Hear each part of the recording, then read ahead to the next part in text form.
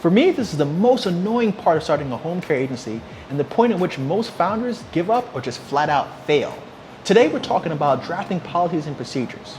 In this episode of How to Start a Home Care Agency, I'm going to talk to you about the reason you need policies and procedures, what is expected, the torture of creating policies, and the policies we secured from our consultants. If you want me to connect you with our consultants, make sure you reach out to me on www.ontimeits.com and I'll make a warm introduction to assist you on your journey so that you get started the right way. Just so you know, On Time ITS, our custom home care software created by me to automate most processes in running a home care agency. My software is designed in a way that users can focus on business growth instead of the tedious work involved in running a practice. It's freaking awesome and designed to work for companies in the home healthcare space, social adult daycare, and healthcare staffing. Here on ENTP Life, we mostly talk about real estate, business, and then my other interests, like buying a house in Italy for $1. So if this is the sort of stuff that is interesting to you, please make sure that you like, subscribe, and share this video with any of your friends that might find this information useful or interesting. So why do we need policies and procedures in the first place? Policies will dictate how you run your organization. The procedures are the steps that you or your employees will take to make sure your organization runs properly and is in compliance with state guidelines and state regulations. As a healthcare provider, these policies are primarily concerned with patient safety and dealing with some unusual conflicts that may arise. Policies are forever evolving and will be an ongoing part of your work. But the most important thing is that your policies are there to guide you and the people in your organization so you are functioning like a well-oiled machine. The next thing that we need to talk about is what is expected, which is all based on your state regulations. Your policies will have to reflect the state regulations and will cover how you hire and maintain personnel so the people you hire are competent and safe. After all, they are working in people's houses. Your policies will also cover patient files, your emergency and disaster plan, how to manage complaints, and how to document incidents. You'll also need to develop your board and special committees, have these meetings, maintain quality control, and all other actions concerning your practice. Creating policies and procedures is torture, especially when starting from scratch. They need to be typed, indexed, have the formatting that your state wants, and continuously update as the state changes their regulations. Let me remind you, the state changes their regulations as often as the wind changes directions, so be prepared to constantly check state updates and draft new policies all the time. So how are we handling this?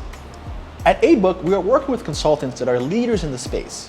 Our consultants have created our policies, and even with these standardized policies, we still need to work on them so that they fit our company structure. Every company is going to be different. We need to design our procedures based on the patients that we plan to service and our own internal controls. We have to customize our disaster plan, form our own committees, have our own meetings, and create our employee manual, which also includes our expectations of the employees benefits, and all these fine details of how our unique company will function. What I recommend to everyone who is getting started is really to hire good consultants to walk you through this process. Yeah, I know this will cost quite a bit, but what it saves you is the most valuable thing that you have, which is your time. Good consultants will save you time and money, freeing you up to focus on your business rather than hundreds or even thousands of pages of policies. Yes, if you don't have policies, expect to type up thousands of pages of policies and procedures based on your interpretation of the state regs and your imagination. At this point in my professional life, this just isn't the way I plan on using my time, so I say, this is going to cost you upwards of $50,000 to get started, but it's all worth it. So the things that you need to take away from this is that number one, your policies are really going to be based on the state regulations. Now, this is to make sure that you're compliant with state laws and that you're using best practices when you are developing your home healthcare practice. The second thing that you need to consider is that your policies and procedures are really going to reflect the unique inner workings of your agency. Not all agencies are targeting the same patient demographic. You may be focused on traumatic brain injuries or infusion therapy, or you may just be doing companion care.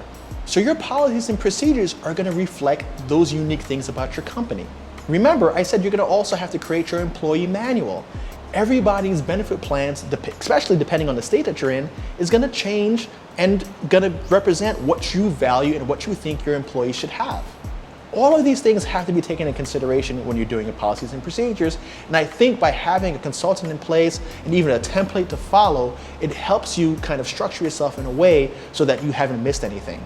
This is really important because depending on your state, you may have a review of your policy and procedures, and you're definitely going to have to be surveyed at some interval.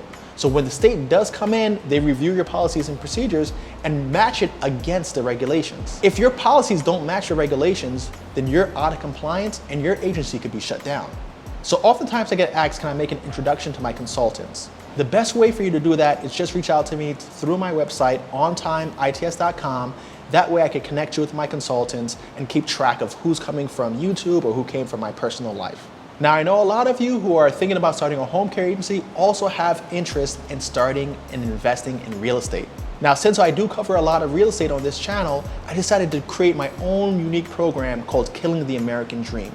If you guys are interested in learning all the details, 15 hours worth of information about how to invest in 1 to 4 family houses, that is the program for you. So if you want to check that out, go on over to www.entplife.com or just go to the link that I have down below in the description section so that you can navigate there and check it out and see if it's the right thing for you.